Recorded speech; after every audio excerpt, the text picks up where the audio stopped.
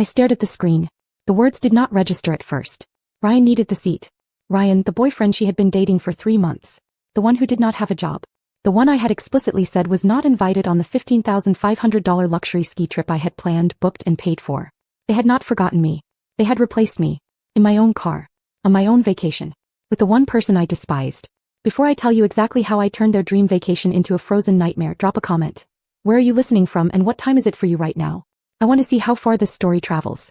2.5 hours earlier, that kitchen had not been silent. It had been a factory line of my own making. At 4 o'clock in the morning, while the rest of the house was buried in sleep, I was standing at the counter slicing artisanal cheddar and folding prosciutto into neat rows for the road trip sandwiches. I had packed 4 thermal thermoses with hot cocoa, double-checked the tire pressure on the rented SUV in the driveway, and organized the luggage by weight distribution. I was running on 3 hours of sleep and a dangerous amount of caffeine. My name is Matilda. I am 28 years old and I work as a senior risk manager for a logistics firm. My entire career is built on anticipating problems before they happen and fixing them before anyone notices they exist. I am good at it. I am so good at it that I applied the same logic to my family. I thought if I just managed everything perfectly, if I paid the bills, planned the trips and smoothed over every jagged edge of their lives, they would finally see me as essential. I thought I was being a good daughter. But standing there in the dark, buttering bread for people who would not even wake up to say thank you, I was not a daughter. I was staff. I looked down at my hands, dry and cracked from the cold air and the constant work. I remembered slicing that cheese, thinking about how happy my brother Brandon would be when he saw I had bought his favorite brand. I thought about how my mother, Cynthia, would smile when she realized I had remembered her heated travel blanket. I was curating their happiness at the expense of my own exhaustion. But looking back at that moment now, I realize I was not making breakfast. I was preparing their last meal as my family. You might ask why I did it. Why I spent 5 years saving $15,500 just to spend it on people who treat me like a glorified assistant.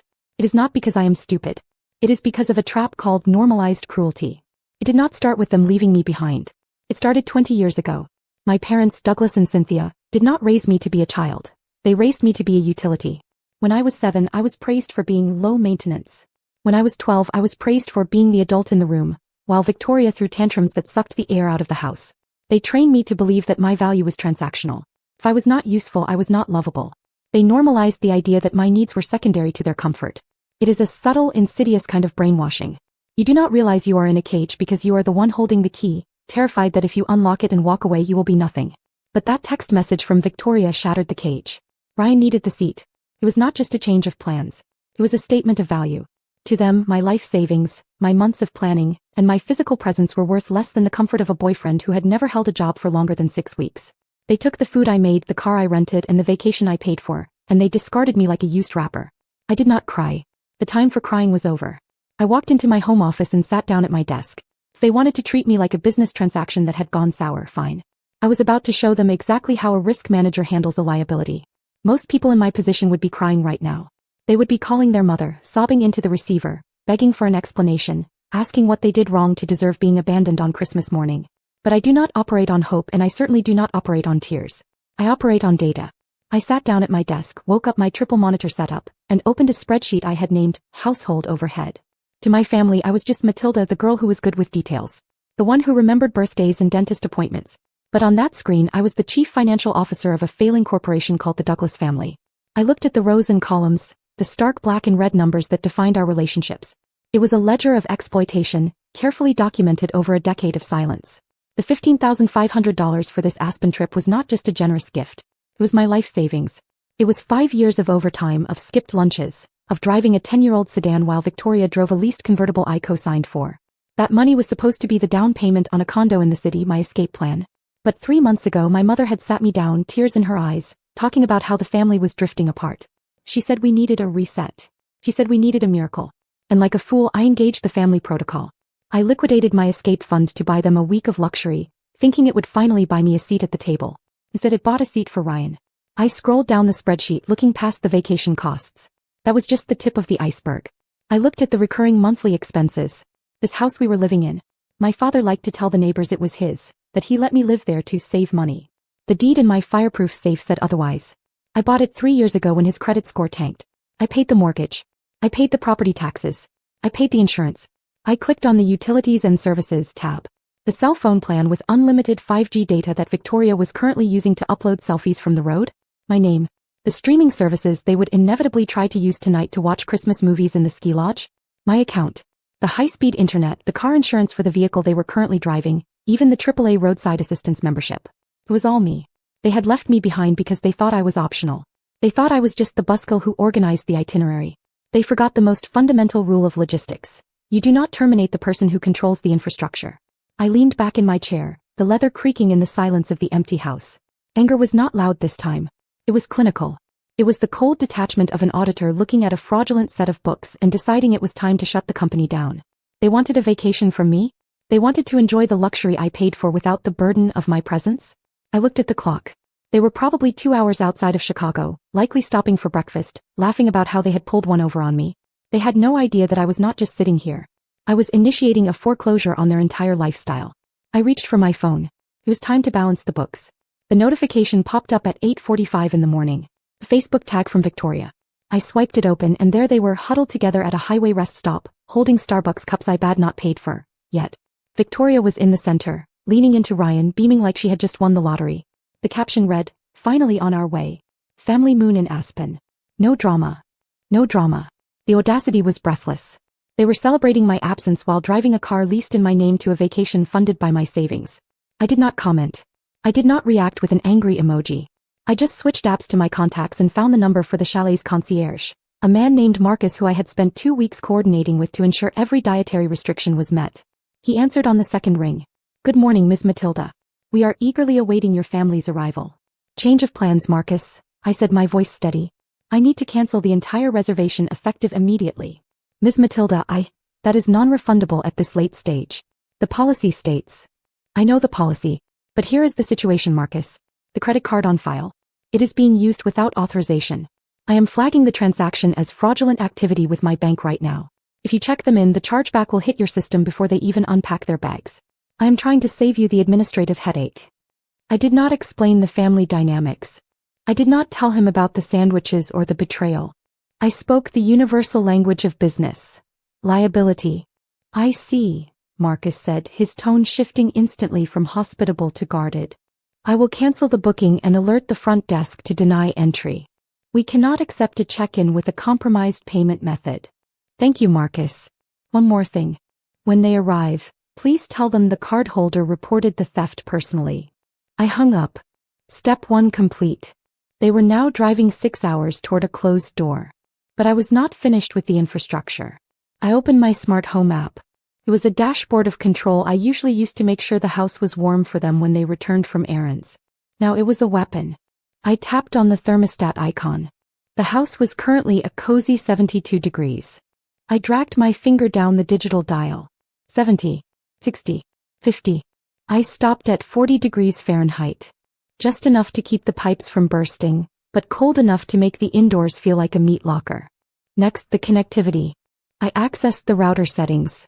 I saw the list of connected devices. Dad's iPad, Mom's iPhone, Victoria's laptop. I selected block all. Then I reset the master Wi-Fi password. I typed it in slowly, savoring every keystroke. Ryan pays rent now. Finally, the smart locks. I engaged lockdown mode. This feature was designed for long vacations, disabling all user codes except the master admin, me. My father's code? Disabled. My mother's? Gone. The only way into this house now was through me or through a wall. I set the phone down on the desk. The silence in the house deepened. I heard the furnace click off, the hum of the forced air dying away. The temperature would drop slowly, degree by degree, matching the chill in my own veins. I imagined them on the highway, laughing, listening to music, completely unaware that they were currently homeless, digitally erased, and driving into a blizzard of consequences. I walked to the kitchen and poured myself a fresh cup of coffee. I wrapped my hands around the warm ceramic. It was going to get cold in here, but for the first time in my life the cold did not bother me. I was the one controlling the weather. The silence lasted for exactly 6 hours. Inside the house, the temperature had dropped to a crisp 55 degrees. I was wearing a thick wool sweater, sitting in the living room with the blinds drawn, watching the security feed on my tablet. I saw them before I heard them.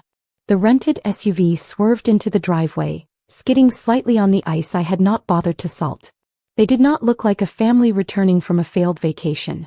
They looked like a pack of wolves that had been starved. The car doors flew open. My mother, Cynthia, stumbled out first, her face a mask of smeared makeup and disbelief. Victoria followed, shivering in a thin designer coat, her phone already pressed to her ear, likely screaming at some poor customer service agent. But it was my father, Douglas, who drew my attention. He did not go to the front door. He went straight to the garage keypad. I watched on the screen as he punched in his code. Beep. Beep. Beep. Buzz. Denied. He punched it again harder. Denied. He kicked the door, a primal violent thud that vibrated through the floorboards. Then he walked around to the side yard, grabbed a rusted crowbar from the garden shed, the one lock I had not digitized, and marched toward the front porch. He did not knock. He slammed the metal bar against the wood of the front door. Matilda, open this door right now or I will take it off the hinges. I did not move. I sat on the couch, sipping my tea, watching the grain of the wood shudder with each blow. It was terrifying, yes. But it was also validating. This was who he was. This was not the jovial father he played at church barbecues. This was the tyrant who emerged whenever he lost control. The noise drew neighbors. Porch lights flicked on as Mrs. Higgins and two others stepped outside. Douglas saw the audience and instantly transformed. The crowbar dropped. His rage collapsed into panic. Please call 911, he cried. My daughter's having a psychotic break. She locked us out, and my heart medication is inside. My mother joined in, sobbing on cue, begging him to break the door down and save me. Sympathy replaced suspicion on Mrs. Higgins' face. To them, I wasn't defending my home. I was the unstable daughter who'd snapped. Douglas glanced at the doorbell camera and winked. He dialed the police. Not a locksmith. Wellness check. I had the deeds, but he had the narrative. If the police broke in, they'd see exactly what he wanted. A woman alone in a dark house. But Douglas forgot one thing. We weren't playing an emotional game. We were in a legal one. When the squad car arrived, he performed flawlessly, the distraught father claiming tenant rights. An officer pounded on the door, warning me I couldn't lock out a resident without a court order. He doesn't live here, I said calmly, and handed over a notarized affidavit of non-residency Douglas himself had signed months earlier to qualify for tax benefits. Under oath, he had declared he was only a guest. The officer read it, then looked at him. So either you lied to the state, or you're lying to me now. Douglas froze. Admitting residency meant fraud. Denying it meant no right to enter. The choice was made for him. He broke the lock and threatened me, I said. I want to press charges. The officer cuffed him for attempted burglary and property damage. As they led him away, my siblings watched silently from their SUV, then fled. When the lights vanished, the house fell quiet. Not empty, cleansed. I deleted the family group chat, listed their furniture for free, and let the cold air wash the house clean. Blood isn't a contract.